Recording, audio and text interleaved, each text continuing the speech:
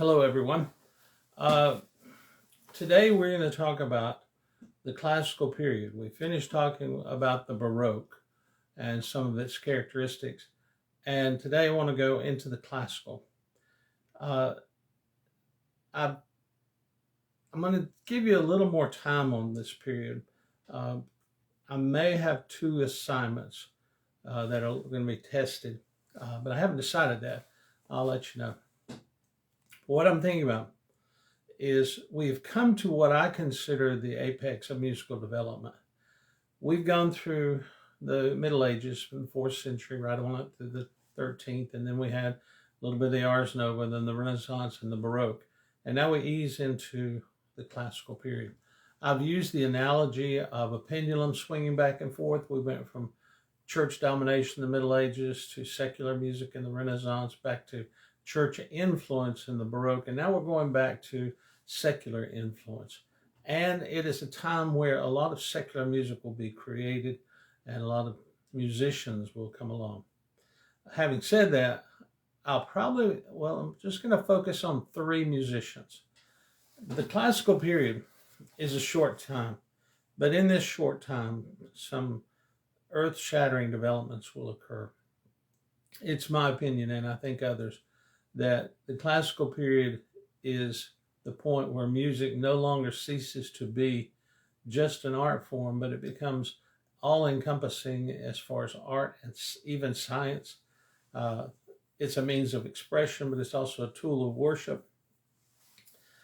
And more importantly, we deal with forms and formula for composition. And in this classical period, we will have a form developed, which essentially we have not moved away from. We still use it today in our music. There were some attempts to try other forms. There always will be, particularly in the early 20th century music, that they, for the most part, they sort of failed. But we always come back to this classical form, so I'll spend a little more time on that. I would encourage you now to open your PowerPoint. I've got mine open here to my left on the classical style.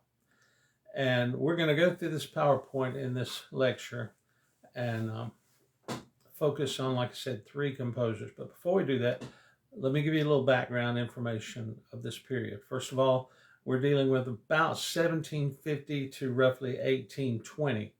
I put that 1820 date because that's when Beethoven is going to pass away. What we see, like I said, that pendulum thing, the Middle Ages was all about the church. The Renaissance was all about sort of getting the Greek influence back. They felt that the Greeks sort of had things all together with philosophy and arts and things like that. And so it was a resurgence or a rebirth, Renaissance of Greek idea. Then we moved into the Baroque, and the Greek idea didn't totally go away, but it was less important. Church influence became important again, but not controlling. And then you had development of things like overtures and operas late in the Renaissance and into the Baroque. You had Bach and Handel giving us the oratorio, and we talked about that. So now we come into what we call a classical period. We date this at 750 because it's sort of around the time that Bach and Handel were dying and a new system was coming along. The Bach worked for the church mostly. Handel worked for other people that would hire him. But now we have a system where the wealthy are going to support the arts, and it's called the patronage system. Someone would have a patron that would sort of look after them. And one of those we'll talk about quite in depth. But more about the background of the classical style. I mentioned on here that you have a resurgence of the Greek interest in culture. You have philosophy that it becomes more complex even than it was with humanism. And don't get me wrong, there's such a thing as secular humanism, but this is not secular humanism. This was a humanism which borrowed heavily, from the understanding of God. The interesting thing to look at was in the Baroque, you had all this ornamentation, practically gaudy buildings. Now, with the simplicity idea of the Greeks, You go back to perpendicular square box houses. If you've ever been to like Old Salem or Williamsburg in Virginia and seen colonial type houses, you'll see that they're pretty much just square or rectangular, not real splashy and ornamented like a Baroque castle or manor. But that borrows from the idea of columns and arches again from the Greeks. Now, the next slide talks about the characteristics. First thing you'll see is a thing called the Age of Enlightenment, the Age of Reason, which actually sort of runs from 1713 all the way through the latter part of the 1700s. But what this is the society of the late Baroque and the early classical period. They're beginning to look at things from a scientific basis. And I say here that Reformed society using reason challenge ideas of tradition, fate, advanced knowledge through scientific method, promoted science, skepticism, intellectualism, and opposed superstition, intolerance, and abuses by the church and state. Now, some people would read that and they would say, oh, this is a time where the church lost power. It's not that they lost power. It's more like they evolved. The Catholic Church had a lot of control over people. The Reformed Church or the Protestant Church gave people more autonomy. Religion will always be an important role in people's lives, and this is no different. This is a time of men like Jefferson and Washington, Adams, our founding fathers. If you look and think about it for a second, what's going on during this period? This is the period of the Revolutionary War, 1776. That's just halfway into the period. You will also have a French Revolution coming along after that. So you have change, sometimes drastic, sometimes violent and bloody. And at the same time, these people are thinkers. Jefferson, I think, was one of the clearest and best thinkers of the age. Today, unfortunately, we see his legacy being canceled, not because of his thoughts. Nobody argues with his brilliance. They take an issue of slavery and say, well, he owned slaves, so obviously he's guilty of a sin. And let me just say that slavery is a bad issue, and I think I've said this before, but you got to remember, we're judging someone in the 21st century for a crime that in the 17th century wasn't a crime. And that's not very logical. It's sort of nonsensical. These men did own slaves in a time when owning slaves was normal and considered important for the economy. That doesn't make it right, but it's to the realization that these men did not see slaves as people. And that's another aspect that we look at and think, well, that's just horrible. But you got to remember the day and the custom. They were pretty much locked into their way of life. And when you had people from another society, they were often seen as heathens. Now, we talk about slaves, but we forget they treated Orientals the same way. They treated Muslims the same way. They saw them as less than human because they didn't have the intellect. Now, the crazy thing is Muslims did, but through their radical changes, they gave up on the intellectualism of the early Islamic movements. And even before Islam, the Arab world was a bastion of medicine, mathematics. But because of the influence of radicalism, they lost that. Western society advanced. Now, after the Reformation, the Catholic Church was still locked into sort of a static society. The Reformed Church, though, opened things up again. It was like a religious renaissance. And you saw this age of reason, age of enlightenment. People considered themselves more enlightened because they were looking at things through the eyes of the scientific method. Probably the biggest problem was they tried to take science and reason and interject it into faith. And there we have an argument that still goes on today that shouldn't be an argument, because religion is a faith, I guess you'd say, contract. Science is a reason contract. They don't necessarily go together. People say, well, prove God. Well, if I have faith in God, I don't have to prove God. I simply accept it. That doesn't make me evil. It just makes me religious. I can also be a scientist at the same time. And I just recognize that in science, there's the scientific method of proof so that you get the scientific fact. In religion, there's the evidence of faith, and you base your facts upon your faith. Now, scientists don't like that, but someone who's religious can walk in both worlds. That's what we have here in this period. You have great men of reason and scientific knowledge that walk in both worlds. I think I used the term deist not long ago, but we talk about deism like it was a total new religion. It was really just Christianity with a slight twist. The deist was someone who believed in God, sometimes to the point of being a little more agnostic than Christian, but at the same time, they could be very devout Christians and be a deist. It is believed that Washington and Jefferson were deists, and it's interesting to read their memoirs. Washington has a whole book of prayers that he prayed throughout his career. He was a very religious praying man. Jefferson also believed in God. He wanted to make it work, so he, like others, had tried to edit the Bible a little bit to make it work. But all that's experimentation.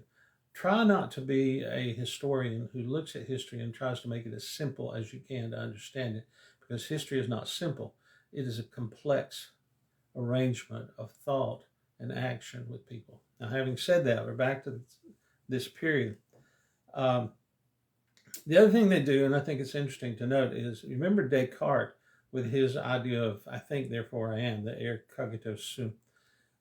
We talked about that before, but they resurrect Descartes' idea and bring it forward, and it creates this paradigm shift in thinking. And it's both good and bad because it fits in the scientific realm. Because if you're saying I think, therefore I am, then basically you're saying reality is based upon thought. This changes everything because now it teaches you the skepticism of prove everything. And again, that doesn't go well with religion, but it leads to further discoveries, because if you're working to find factual, empirical proof on any subject, then you further that. But you have to open your mind to it. You can't just go in with a presupposition and say, well, I'm going to find this. You can hypothesize, come up with a theory, but if it doesn't play out, you have to be willing to let go of that theory and say it was wrong and find the right one. So this is the period where they begin to do this. Skepticism is not considered bad, but at the same time, if you take it to the point of antithesis of everything, in other words, I'm a skeptic, I don't believe in anything, then you become what you would call a fool. And even today, we have people that they're proud of saying, well, I'm an anarchist or I'm a nihilist. Those two ideas are devoid of intellectualism and really any true thought. It's people who are too lazy to work. You see this in groups like Antifa, which is for anarchy and nihilism. And people think, oh, they're heroes. They're not heroes. They don't do anything. They don't add to the culture. They don't create anything. They're objects of destruction. And we need to see that for what it is instead of trying to turn them into some type of dark-clad heroes. They do nothing. They think nothing. Anarchy is the absence of intelligence. And so people who lack intelligence tend to lead toward anarchy. And in that, all they can do is destroy. Okay, that's my soapbox on that, but it fits in with this because groups like that would not survive in this period, even though people say, oh, this is a time where they were like that. They were anything but that. Having said that, I talk about the classic simplicity and beauty, and that is trying to synthesize everything down to its base elements. And in that, you come up with the true beauty of something. And that's a good way to be. That's part of critical thinking, is to analyze, synthesize, and understand. Number 4 on here is reason and humanism become a subtle attack on the clergy and aristocracy, which they are, because the church, being a faith institution, doesn't fit well with the reasonable institution. Now, there are people who try to make it. They say, well, we've got archaeological evidence. We can prove this. We can prove that. We've got critical evidence in writings, manuscripts. That's fine. But if you were to ask me to prove God, I'd have to say, I can't prove God. I accept God on faith. That's what makes me a Christian. I'm not ashamed to say that. At some point in the future, we may find out if I'm right or wrong. It could be that God will do everything as the manuscripts say, or it could be God won't, and then I will have been wrong. But I'm not harming anybody with my faith.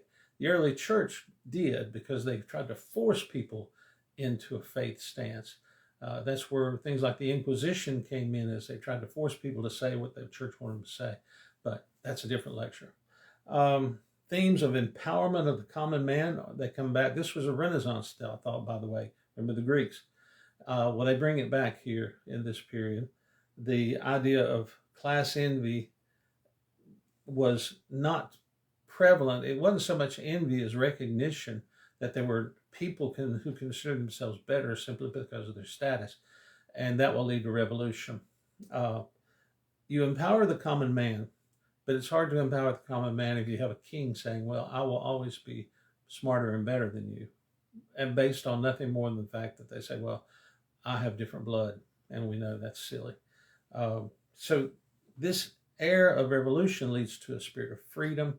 And I mentioned the spirit of revolution, America and France. So we said that.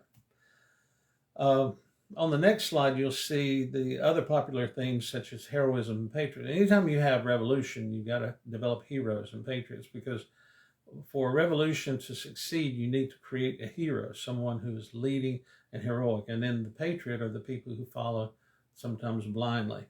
I think Franklin is one who said that, traitor is just the word the victors use to hang the losers. And in a way, he's right. If King George had wiped out the revolution, we would not have been patriots and freedom fighters and Minutemen. We would have just been barbaric revolutionaries that were put down. Moving on down, music is no longer confined to just a pastime for the church and nobility. It becomes an art form for everybody. Now, that's not new, but during the Baroque, it began to sort of slip away. And now it's going to come back to where everyone can be an artist. They can be trained in music, because education is going to be one of the big things. I don't know if I wrote that down here, but in this period, there's more access to education and thus to music.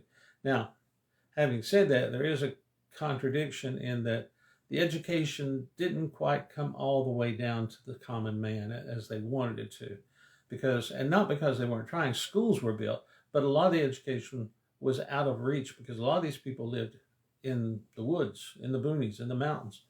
But on the coast and in the more cosmopolitan areas, you had the development of things like Yale, Princeton, Harvard, which, by the way, all of these started off as Protestant seminaries. They were teaching religion, and in the process of teaching religion, they began to teach them things like math and science. So you see that attempt to bring the worlds together. It worked and it didn't work. And eventually, and even today, these places are still have seminaries attached to them. I don't know if you realize that, because they think of them as leftist and liberal arts schools, but they have the Harvard School of Religion Seminary, have Princeton Seminary, all of them are there, but they tend to focus more on, what we'd call the standard curriculum, but seminaries there. Now about the music, number 12 on this slide talks about tuneful melodies, simple harmonies, light and graceful. And everything I said is the total opposite of what the Baroque did. The Baroque was heavy, ornamented, thick, lush chords. Here they try to simplify the music. And they do that for two reasons. One is they're breaking it down. And two is because sometimes in a town, all you would have would be a fiddle player, and he would accompany everything. And so you'd have a single melody and the people would sing. You go into church, they would sing simple harmonies based on scales. And so things worked better simplified. Now on, let's see, the next slide, if I can get to it. I put a part of Thomas Paine's pamphlet, part one of The Age of Reason here, because I think it tells us a great deal about what people are thinking. Thomas Paine was well read. But he wrote mostly pamphlets and would pass them out, probably because people saw them as revolutionary. But I highlighted a couple of areas, and I think it's interesting to note, here's a guy that would be considered an intellectual, but also a Christian. He says, I believe in one God, the equality of man, doing justice, loving mercy, endeavoring to make all our fellow creatures happy. Well, that sounds very Christian. Then you look down to the next highlight.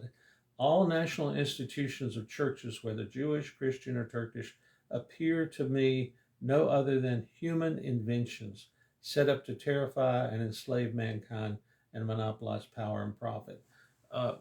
Churches would find that very offensive, but he's correct in some ways. He's looking back over the course of history where the Catholic Church in particular wielded so much power that they did go on crusades and start wars, but they're not alone. Notice he says, whether it be Christian, Jewish, Turkish, he means Islam.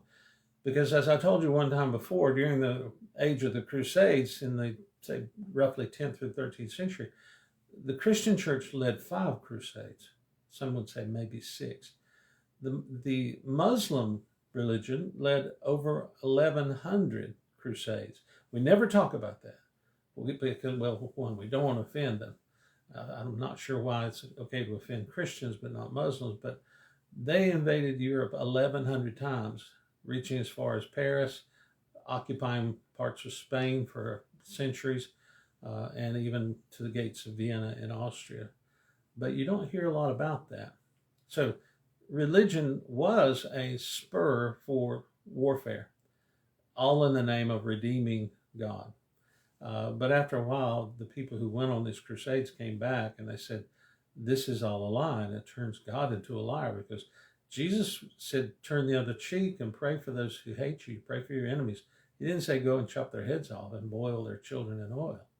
So we see that, and Thomas Paine is pointing that out. He's not saying get rid of religion, he's bringing it into a personalized idea, and I sort of like it. But I wanted you to realize this is what makes some people criticize this period, saying classicism did away with the church. It's not going to do it with the church, but it's going to weaken the institution and support the individual. And a lot of what you see in this period is about individualism. The next slide is, what is the importance of this musical development? Well, it's here where we come up with the ideas that I've been speaking of since the first night of class. Music reflects the sophistication of the culture, because music is a reflection of what's going on in society. And if the music is sophisticated, it reveals that the culture and the society is sophisticated.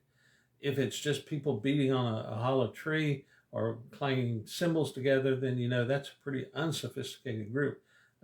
Pagan music doesn't worry about rhythm and melody. It's more or less sound. But if you move forward, now we're at a time where people are thinking about composition, not just as putting music down with a verse and a chorus, but coming up with a formula for composition, and that's an important aspect of this. The next slide begins this study. Now, I told you I was going to talk about 3 composers. There's a bunch of composers, but 3 of them that I think are the most significant contributors, not only to this period, but to music. First of them is this man here, Franz Joseph Haydn. And he's got the nickname of Papa Haydn because he became a teacher. Now, one of the things that makes him very popular was the fact that he was looking to find someone to support him. He wanted a patron, and he stumbled into the best. He was patronized by the Esterhazy family, linked with the Austro-Hungarian Empire. And the Esterhazys were probably the richest family in Europe, maybe one of the richest in the world. Well, definitely one of the richest in the world. And so to work for them meant that you would be elevated to a role or a level of aristocracy that you would never achieve on your own. It came with a price, though. He could move into one of their palaces with his entire family. They would have quarters. They would have food. If they wanted to go on a picnic, they'd load up the wagon and go on a picnic. However, if they load up the wagon, get ready to go on a picnic, and suddenly the nobility says, I would like an afternoon concert in the backyard, then Everybody gets out, goes in, because they are at the whim of their patron. He pays them, he provides for them, clothes them, educates the children. But the cost of that is, if he snaps your fingers, or if he says jump, you say how high. Now, for some, that was success. Others, like Beethoven, for instance, he doesn't like it. He won't do it. And when he accepts some patronage, it's with the condition that he doesn't have to do what they say, but they still pay him. So the patron system is important, because it is through the patron system that composers like this are free to compose and to create. They're not out, working as a lumberjack, and then in the evening they're writing something on the harpsichord. What he did, and you'll see it on this slide, he gives us the ABA ternary form, which is a three-part form. He's not the first, but he's one of the first to put form into the music. So he writes everything in this form, and it's very simple. ABA simply means that the first section of a song, you call it the A section. The second section of a song, you call it the B section. And you write an A section and a contrasting B section. And then you bring the A section and write it. You may change a little bit, and then you have a cadence. That simple formula works with everything. And every song you hear today will have some form of ternary or ABA or similar form. He did this, and he taught this to all his students, and he had a lot of students, because if you're the musician for the court of the Esterházys, you obviously must be the best. Now, was he the best? Some people say not necessarily. He just had a position of the best, but everybody wanted to study with him. I always forget this, but I made a note that I want to share with you. He wrote 26 operas, and he had 107 symphonies, 107 piano works of various types. He wrote 14 masses. Now, that is a very impressive amount of music, and it rivals that of people like Mozart, who was considered great, and Schubert. But everybody came to study, and he had all these types of music. He'd say, hey, write something like this, write a mass. By the way, composers that weren't even Catholic were writing masses, because it became an art form. But Haydn taught all the greats. It's interesting to note that in one of the autobiographicals of Mozart, it mentions how Mozart studied with Haydn for about 2 weeks. And his father took him there and said, I want you to teach my son all the best stuff. Well, after a couple of weeks, the father comes back and says, how's Mozart doing? And there's a quote, I don't know if it's exactly right, but basically Haydn says, your son is the greatest musician known to me, alive or dead. And he hadn't taught him hardly anything, because he said, I can't teach him anything because he knows it already. Mozart is an unusual character, and we'll talk about him in just a second. But Haydn recognized him. Haydn didn't fear Mozart because he was of the Esterházy family. And he was an extremely respectable and noble fellow. And you'll find later that Mozart would not have been allowed in that position because he had some quirks about his personality. But that's Haydn. I may put some of his music. He wrote, one of my favorites is the 94th Symphony. And I may give you a little bit of that, but he tried every kind of stuff there was. Next slide. This is the guy, Wolfgang Amadeus Mozart. Now, he was born in 1756, so he's a child during the early part of the classical period. However, as a child, he's writing music at the age of 5. He's performing at the age of 3. He is what we call a child prodigy. Mozart, and there's so much I could say about him, and I may take next week to simply do a study on Mozart. That's what I was thinking about. We'll have a test on the classical period this week, but next week we may look only at Mozart, because I can't stress the importance of this guy enough. As a graduate student in music, I studied under a Mozart theoretician. This guy knew Mozart like his own family. And we'd go into class, and every week he would play Mozart.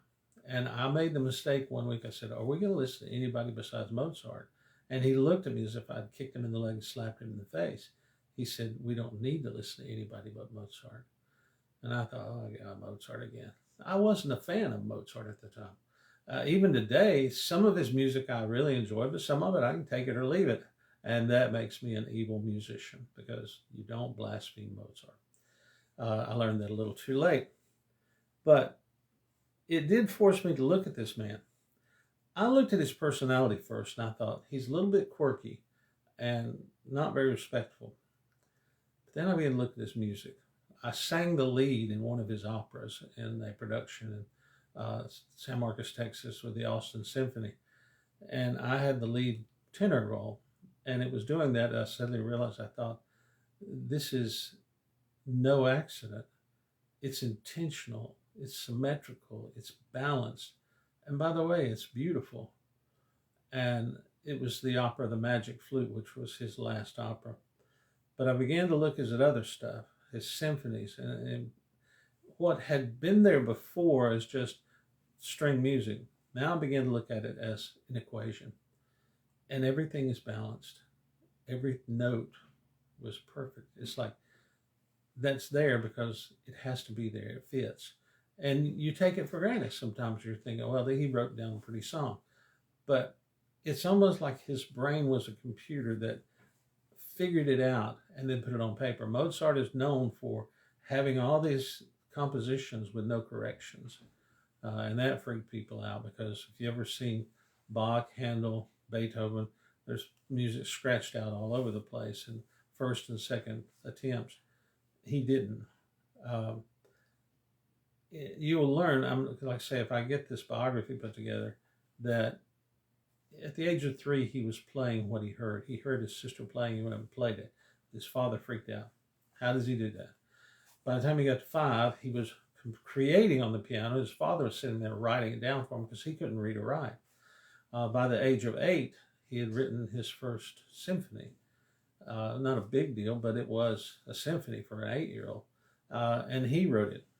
And then by the age of 13, he was writing all kinds of stuff and just putting people to shame. He lived in Salzburg and worked for the Archbishop Colorado, but Colorado was just not his match intellectually, and he finally broke away from him, got to Vienna. He expected to be put into the Viennese court with the Emperor Franz Joseph. He did get a commission from him, but not much. And meanwhile, he was writing feverishly. And when I say feverishly, everybody that speaks of Mozart talks about how he was either gambling, drinking, womanizing, or writing music. And when he wasn't writing music, he did the other 3 to take a break. He wrote music for the palace. He wrote it for the local bar. He was disrespectful. He didn't treat the nobility the way they like to be treated. And that's probably why he didn't get these roles. But what Mozart did was he looked at the form of Haydn and he saw the simplicity of it, but then it's like he had a microscope in his head and he saw beyond that simplicity to an even deeper simplicity that could be pulled out of it, which made composition almost inevitably easier. And he wrote down a new form based on Haydn's form, and he expounded it to cover everything. And we're going to talk about that because it was an earth-shattering form. It's called Sonata Allegro form, but don't worry about that. We're going to come back to it. Next, I want to touch on this guy, the next slide, Ludwig van Beethoven. Everybody knows Beethoven. Oh, by the way, before I leave Mozart, I wanted to mention that Haydn wrote 26 operas. Mozart wrote 21. Haydn wrote 107 symphonies. Mozart wrote just over 50. Piano works, Haydn had 107, Mozart had 25, but the difference was his was longer, more complicated, and varied. 14 masses, Mozart wrote 15 masses. But after that, Mozart started working on things like concertos for various instruments and string quartets. He wrote a lot of those. He was considered the most prolific, even though he may not have the numbers. His works, his symphonies were longer and more developed than Haydn's. His operas were more developed and characterized, the characters were more developed. So it's not so much as saying, well, this guy wrote 50 pieces and this guy wrote 45, so obviously the 45 is less. If you write 50 pieces that only take, say, 50 hours, and then you write 45 that takes 3 days, you realize that 45 is more than 50 in that case, and that's Mozart. We come to Beethoven, and I wished I had another week to talk about Beethoven. I like Beethoven, but his contributions, I don't think, are quite as big as Mozart's. What he did was he built upon Mozart, and he gave us another aspect. Mozart started off giving us pure logic. By the end of his short career, which by the way only lasted till he's 35 years old, he was moving into the world of emotion. Beethoven seems to have started with all the logic of Mozart and starts with the emotion. And you'll find his music is very emotional. And that's why people love him, because it's got a romantic flair. Beethoven is at the end of the classical period, but a lot of people like to say, well, he's actually a romantic composer because that's the next period, and he was ahead of his time. Yes and no. I sort of agree. He did bring romanticism in. But if you look at the body of work, how many operas did Mozart write? 26 or 21. How many did Beethoven write? Only one. And it's not really considered that great an opera. How many symphonies? Well, Haydn wrote 107. Mozart wrote over 50. Beethoven wrote 9 symphonies. That's it. He did spend a lot of his time on piano concertos, concertinas, and things like that, smaller works. Everybody has a theory on the body of work. My theory is this. I think that Beethoven allowed the patronage system to ruin him, because he was going to leave. Well, let me back up. Mozart was in Vienna and died, and after he died, they realized they had let a genius slip through their fingers. They liked his music, they used him, but they didn't give him the respect. Beethoven comes along and they think, this guy may be it. And the reason they did that was because Mozart told them to. Mozart met Beethoven when he was 16. 16-year-old Beethoven played for Mozart, and Mozart said, watch this kid. He's the next thing. He's up and coming, so to speak. So they did. And when Mozart died, they looked to Beethoven. Beethoven was going to leave because he was tired of Vienna, which seems impossible for a musician. But there was some patrons there who said, look, we want to be your patrons. And Beethoven said, I don't want a patron. I write what I want when I want. And they said, okay, here's the deal. Stay in Vienna. Don't leave. Write your music here. Perform it for us first. And we will pay you all expenses. And that meant everything. They provided him room, food, clothing, and spending money. They spoiled him because his body of work began to drop off. He was writing, and he wrote feverishly, but he'd throw it away.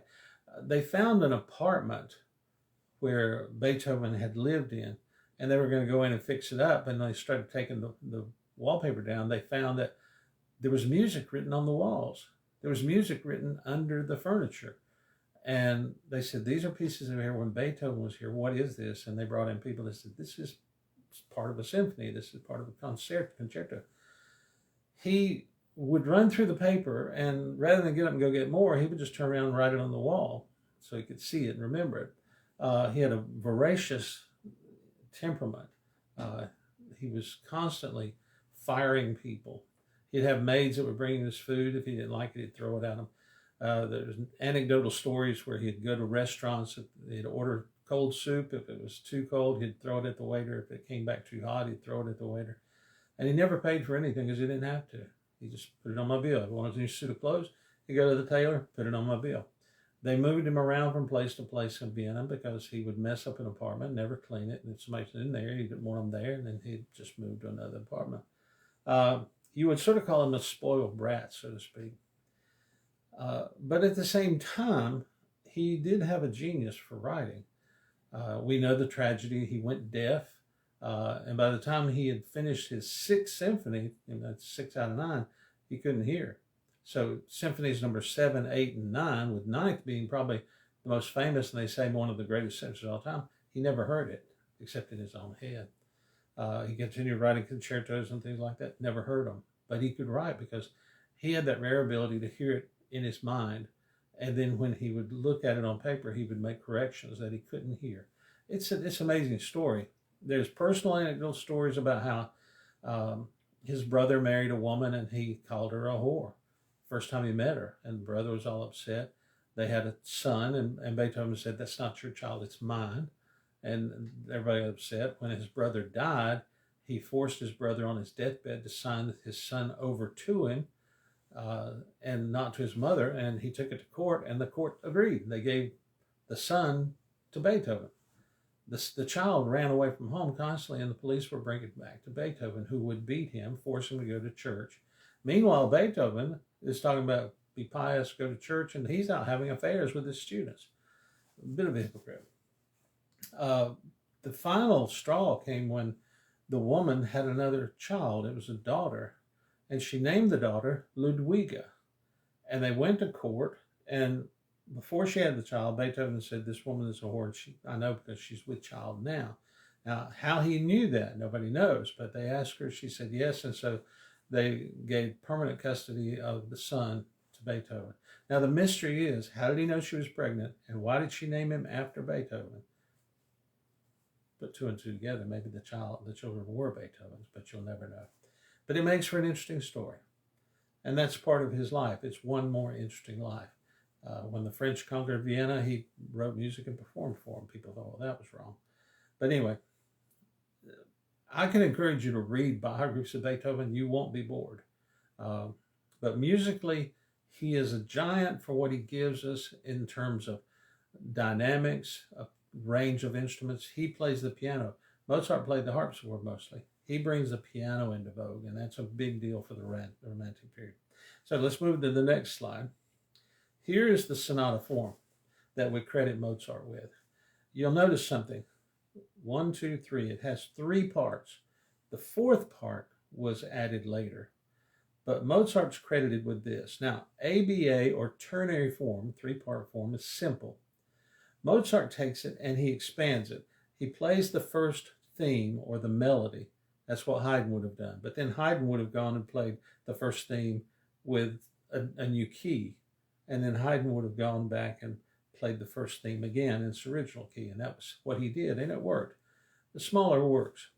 Beethoven will take the first theme, then modulate to a new key, add a second theme, and then put a closing section in it. And if you count, that's 3 parts of part 1. Then he would go to a development section where he'd play the first theme with changes, some what you call improvisations, and experiment with varying the term. And if you look, that's themes, modulations, and variations, 3 parts to number 2. Then you come to the part 3, which he called the recapitulation, which is the first theme again in its original key, just like the beginning. Then he would bridge or transition to a second theme and then have a closing section, and you got 3 parts to number 3. That was his sonata form. It was a 3-part form squared, you might say. But the cool thing about this is a composer can look at that and write a piece of music. It almost writes itself.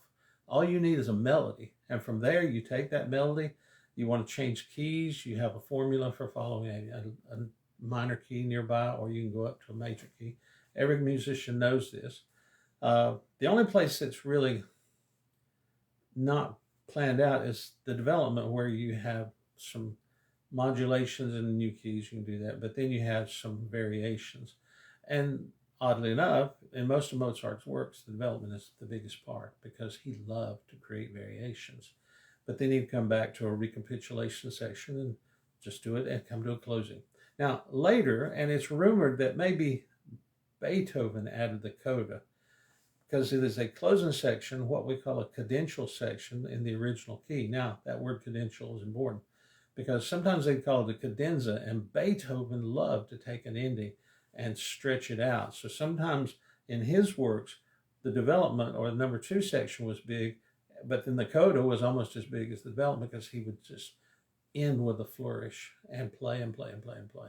He was well known, by the way. Beethoven used to do what we call headcutting, where he would invite other people in and they would improvise something.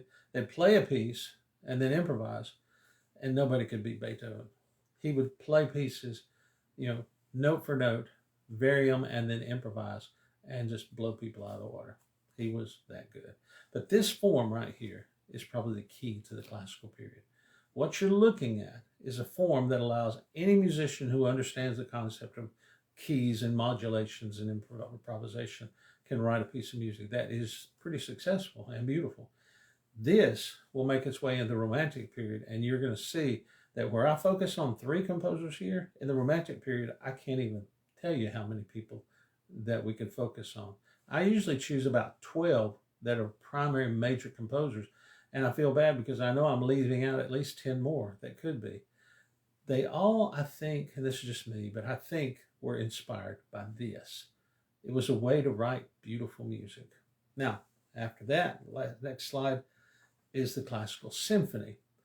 The symphony of the Baroque period was simple, but the symphony of the classical period is extraordinary, beautiful. Mozart's were huge. Beethoven's were huge, and his 9th symphony did the most incredible thing. He wrote this magnificent symphony, and then he included a choir in it, which a symphony is supposed to be just instruments, but he wanted people singing, so he wrote choral parts to it. And they were based sort of on the chorale form way back there of Bach. But the Ode to Joy is one you hear, bum, bum, bum, bum, bum, bum, ba, da, dee, da, da, da, dee, da, da. That's famous, sung at funerals, at christenings, and coronations. That's Beethoven. But you see here that the orchestral contribution, like 20 to 45 minutes, it was used to showcase popular compositional forms, usually consisted of 4 movements. Now, I didn't name the movements. I do down here, but I mostly put the 1st, 2nd, 3rd, and 4th movement. I put a description. In the 1st movement, you have pure sonata form. In the 2nd movement, you create something that's a little slower, a little sweeter. It's got an alternate melody. It too will follow sonata form, but it's a totally different feel. In the 3rd movement, you get a dance, and it's either a minuet, sometimes a scherzo, and it's part of the composition to get the real symphony feel. In your recapitulation section of the symphony overall, you take and create that melody into a dance form. Like I said, minuet's very popular. And then, of course, you have the 4th movement, which is your coda, and you make it what we call a fast heroic section. It's usually bombastic. Beethoven was a master at that. So the classical symphony follows the sonata form, and sometimes called sonata allegro form. But all of this is focused on composition, and that's what makes the classical period so important. We learn to write music in a form and in a way which we've never done better. Now, you've heard the phrase, this person was ahead of their time. Mozart, he was so ahead of his time that we still haven't caught him. I mean, think about it. Here we are in the 21st century, and we're still using his form pretty much the way he wrote it. We've tried to alter it, but nothing seems to fit the ear. And that's an important thing too. The human ear has a sound that it likes, and you'll find that sound in nature. And he was able to pick it out of nature and put it on paper and create something. That's the genius of Mozart. That's why I say, even though I may not like all his music, I give the man credit for being incredible in what he did and a genius. Now, his personal life, it was a mess. I'm going to try to get a video for you, and I want you to look at it, but I want you to see someone whose personal life was a mess, but professional life was above everything else. Next slide, I think. Yeah, this is what your term for your test for the classical period will look like. I'm going to use these terms, and it's probably just going to be a matching. So this test should not be too difficult. And I may post it with this and just give you an extra week to work on it. But I'm looking, and I think I have it, so I have to say, you may see this, you may not, but it'll be a video biography of Mozart, and then I will attach to that a fact sheet. Now, how that will work, if I do it, is you can watch the video, and as you're watching the video, pause it and fill in a fact sheet, because I did my best to make everything sequential. What's on the video is followed by what's on the page, and so on, so on, all the way through. But I'm going to treat that as a test grade. And I do that because as we dig into this classical period, I want you to get to know Mozart a little better, because of all the people in the classical period, he is the giant. I know some people would argue and say, no, Beethoven, no, Mozart, Beethoven, Mozart, Haydn. They were all giants, but the one that I think has done more for not just this period, but for all the periods to come, will be Mozart. Beethoven, to me, is more of a reflection of what Mozart gives us, and he will inspire futures in the composers of the Romantic period to bridge out, to expand, to use the piano, to use dynamics in a totally different way. So there's your test that I will post, and then I'll try my best to get that video up probably on the same post or after the test, and a fact sheet. That's going to keep you busy for the next couple of weeks. And so I probably will not post anything next week if we get all this. And I know some of you are a little behind in some of your presentations, and so I want to give you time to catch up. That's why I didn't post anything last week. You were still working on the Baroque, and most of you are getting that in now. But I want to give you a little time there. I'm going to give you a little more time here on the classical period. So I hope you enjoy it. It's pretty fascinating if you open your mind and see what is before you. But that's all we have for today. Watch this and enjoy it. Thanks.